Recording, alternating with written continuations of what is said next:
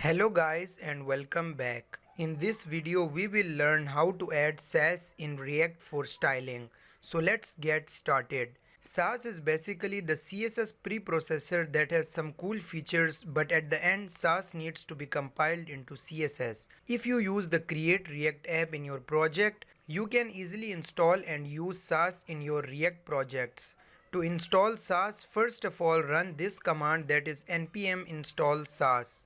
Now you are ready to include SaaS files in your project. Let's create a SaaS file the same way as you create a CSS file. I will call it style, but SaaS files have the file extension as .scss. Now inside style.scss file you can write the advanced CSS with some cool features. For example, you can create variables with $sign. Let's create a color variable and provide it a value of red, and then use this variable inside an h1 for the color.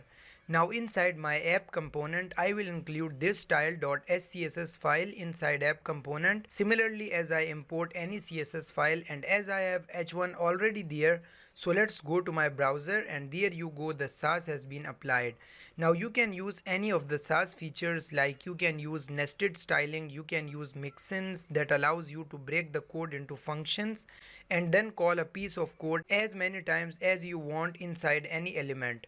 You can also separate the colors inside another file and then import that file into any other SaaS file to use the colors. So this is amazing, which makes the CSS very easy and organized.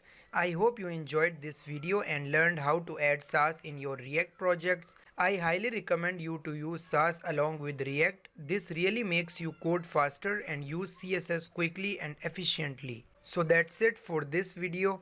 If you like this video, please hit the like button and make sure to subscribe to our channel so that you never miss our future videos, as it keeps me motivated to create more videos that could help you. Also, if you want the source code of React course and projects, you can get them on Patreon with as little amount as $2. The link to my Patreon page is given in the description. Thanks a lot for watching and I will see you in the next time.